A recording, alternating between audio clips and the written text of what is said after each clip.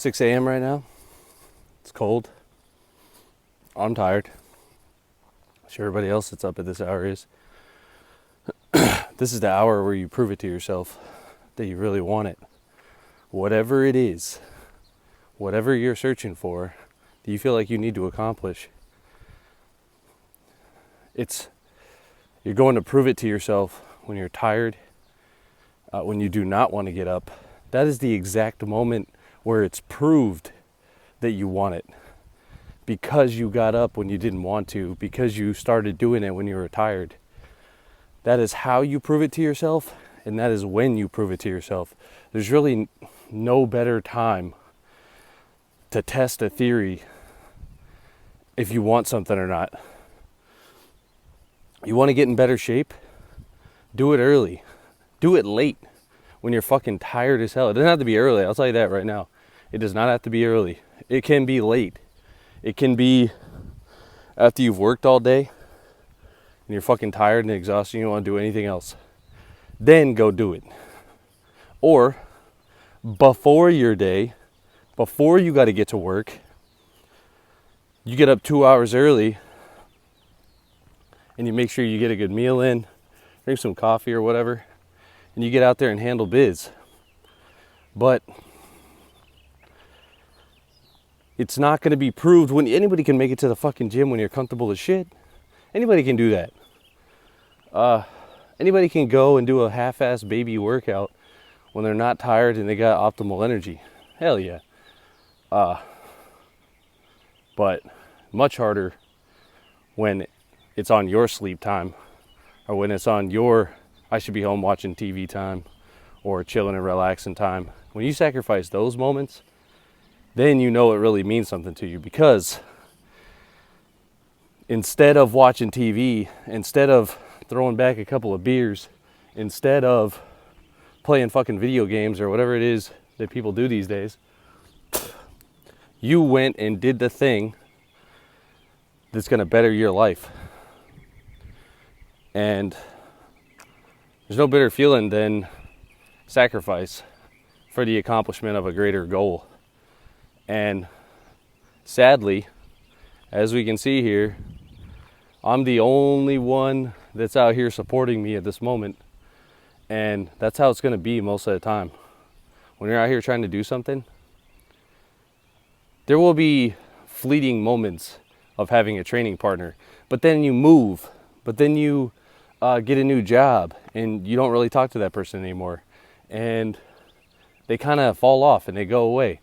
You know, I've had definite moments of like, damn, I had this awesome training partner and things are going really well for me right now. But then that person doesn't show up to the workouts anymore. They move away, or you move away, you get stationed somewhere else, or you got to move job locations. Then you got to start all by yourself again. So then you have to prove to yourself why it is you're doing what you're doing. And you realize that it wasn't for that other person. It's for you. And when it's for you, then you can one day say, this is now, I do this for my family now. I do this for my kids. I do this for, whatever. You can make it some outside factor. And that's stronger than I, for sure. But before you can start working for other people, you have to learn how to work for yourself. And there's no greater reward than that, than working for other people and giving to charity. Here's a good example. How can you give to charity if you have nothing, right? So if you want to be able to give back, you actually have to get something. So in order for you to be able to give to your, buy your mom a house one day, leave a legacy, leave your kids some money in the bank whenever you die. Like, if you want those things, then you first have to acquire it for yourself and have belief in yourself and actually do it in order to be able to give back. And that's the simple truth of it. Like, a lot of people want to give back and do good for other people, but they don't first do anything for themselves. And going back to the main point, how do you do that? How do you, all the motivational speeches and all the motivational quotes you see out there on Facebook, on the fucking feeds, and oh man, that's a great quote, I'm gonna steal that and put it on my story. Yeah, that's all fun and good, but when do you actually do those things? When do you actually become the warrior within? When do you actually get up and fucking grind, rise and grind? When do you actually do those things? And when you can start to answer those questions, like, all right, when do I do that? Am I actually representing the,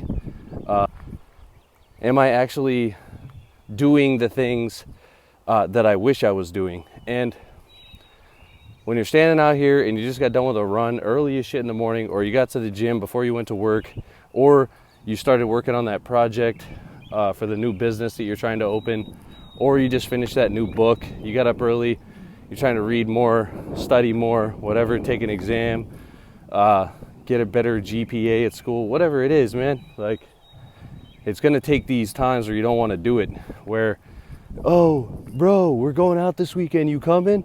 And you're like, nah, I gotta study, I gotta get my GPA up. Or, nah, I'm trying to get a six-pack and keep it. All right, cool. All those things are great, but when do you actually make time to do it? This is when you make time to do it. This is when you prove it to yourself right here. These early times, these late times, the times where you do not want to do it. But it's beautiful out, and when you're done, it feels so good.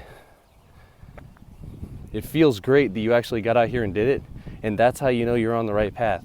That's how I always know I'm on the right path. If I got into a rut of bad behavior for a week or something during the holidays or whatever, and then I get back out here when I'm supposed to, that's when I feel like I'm on the right track. That's when I know that you're gonna know you're gonna be on the right track, because everyone has the same feelings, pretty much. We're all pretty much the same beings.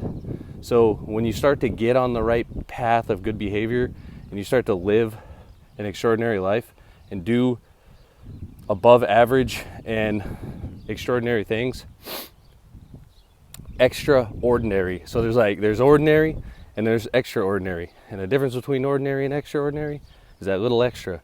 And even if you just get out, like I always say on here, even if you just get out and walk around the block once and it takes you 10 minutes, at least you did something.